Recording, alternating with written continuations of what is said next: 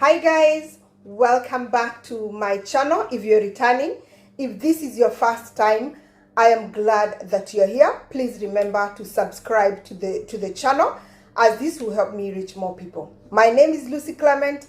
I'm a health and wellness consultant, and I'm very passionate about healthy living. I believe that it's God's purpose that we live a life of abundance, and that includes good health. In today's video, I'll be talking about why cutting down meat is good for people with diabetes, those who are pre-diabetic, and those of us who want to avoid diabetes in the future. Firstly, let me give you a story about my first encounter with diabetes. I was only 12 years old when my father was diagnosed with diabetes. I remember hearing that he would be injecting himself for the rest of his life, and I felt the pain. I wondered to myself, what manner of disease is this that you cannot actually reverse? I remember thinking to myself, no matter how much sin we have, God always gives us a second chance. Why can't this disease give my father a second chance? Later in life, my father had told me that at that time when I was little, I had told him, Dad, when I grow up, I want to become a doctor because I want to help you. The pain that I watched my father go through, I think it contributes to my passion in understanding diabetes and helping people avoid diabetes, and helping those people with diabetes know that there is a chance. There is a chance to reverse. And just to clarify, I'm not a medical doctor. Please do not disregard what your doctor is saying, and just because of the information you hear from me. Always liaise with your doctor, especially when it comes to medicine. Always liaise with your doctor before you make any decisions. So to understand why cutting down meat is good for people with diabetes, we are going to look at two main organs. First one, we'll look at the pancreas, and the second one we'll look at is the liver. So the pancreas is a large endocrine gland that is located behind the stomach. Its work is to monitor your bloodstream and regulate the blood glucose level. And it does that by producing a hormone called insulin. And so it monitors the levels of the blood glucose, and produces insulin to regulate the amount of blood glucose in the bloodstream. So glucose is the fundamental fuel. You know, when we eat food, the body breaks down our food through the digestive system that starts in the mouth and breaks it down into glucose. So that is the role of the pancreas in the body. You are probably wondering how the liver comes in. If you have followed me on social media, mainly on Facebook, you'll know I talk a lot about the liver. I talk about cleansing the liver, a program I call the Liver Rescue. In actual fact, today I'm on the 16th day on Liver Rescue. I'm on the second set of the Liver Rescue. It's a 9 days program, and I'm on the second one. That means for the past 16 days, I've not had oils in my food, and I've not had salt, as a way of looking after my liver and as a way of cleansing the liver. So the liver is the largest internal organ, and it is a key organ when it comes to diabetes. You can read more about the liver, about this from this book called The Liver Rescue by Anthony William. In the book, medical medium, also known as Anthony William, describes the liver as a majestic, mysterious organ in its elements. The liver has over 2,000 critical functions. It is a storehouse for glucose and glycogen.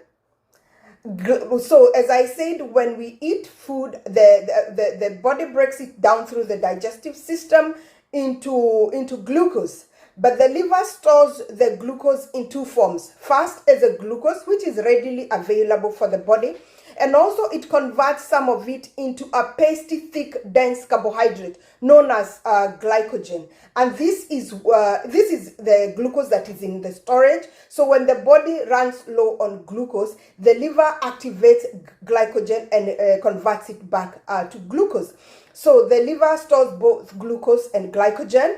It also stores vitamins and minerals. So when we are talking about deficiencies in the body, we are probably looking at the health of your liver. Is your liver able to store these vitamins and the minerals?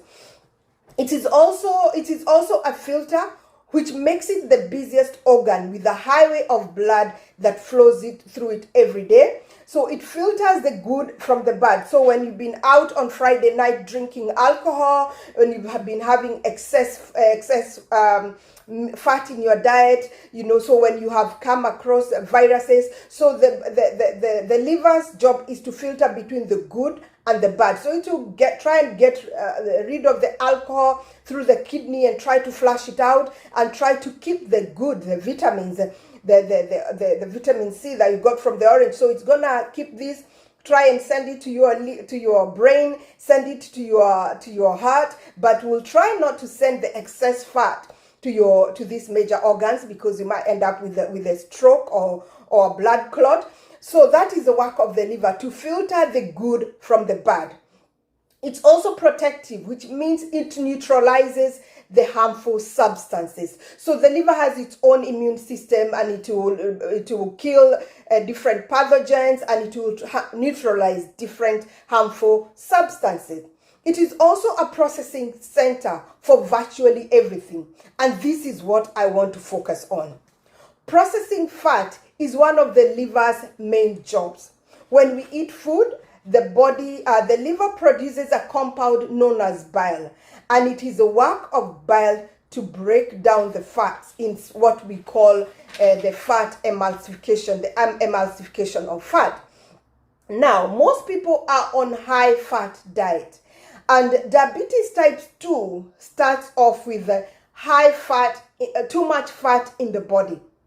It is obvious that the body has capacity. God created your body to deal with so much fat. But nowadays, most people are on a high fat diet, and this is why we find that diabetes type 2 is the rate of type 2 diabetes keeps rising.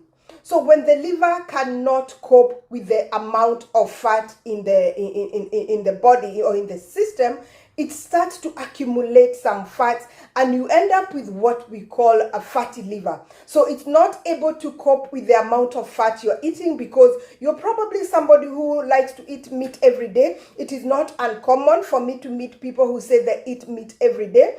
So the liver will start to struggle with the bile production, and it will start to accumulate some of the fats on itself, and you end up with what we call fatty liver.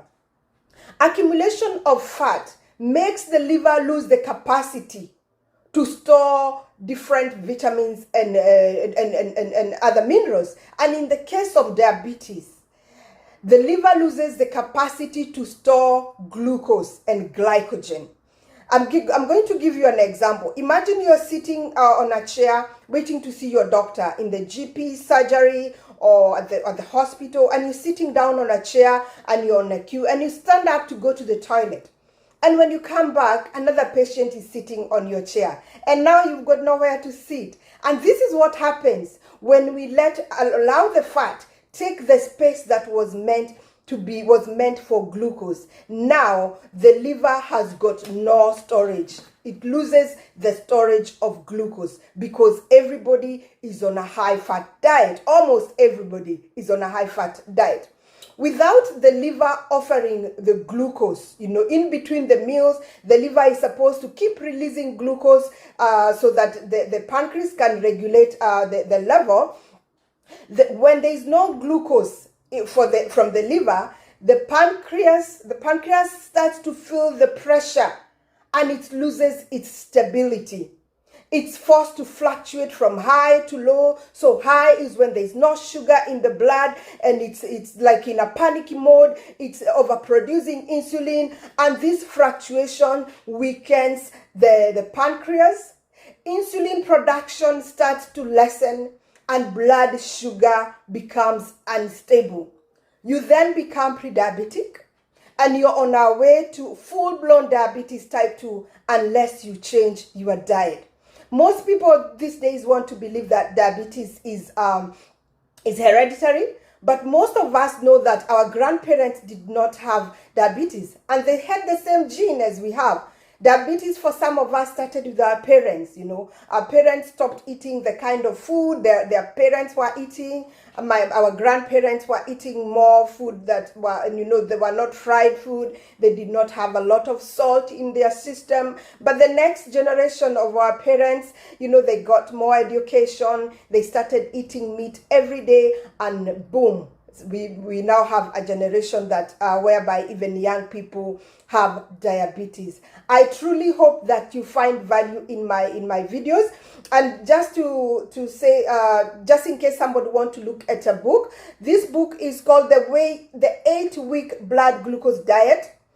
You can look at that. You can also look at the other book I mentioned, the Liver Rescue book by Anthony Williams, and it will help you understand this this idea that you can actually make a difference to the condition of your health if you have diabetes, just by addressing your diet. There's also a very good documentary on Netflix called The Game Changer, and it explains how changing your diet from a high-fat diet to a low-fat diet, or cutting out fat in your body, affects your body organs and helps you to reverse different illnesses, including diabetes.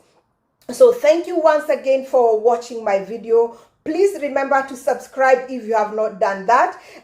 Turn on the notification button, drop me a comment, and share this video if you find value in it. Until next time, God bless you and bye-bye.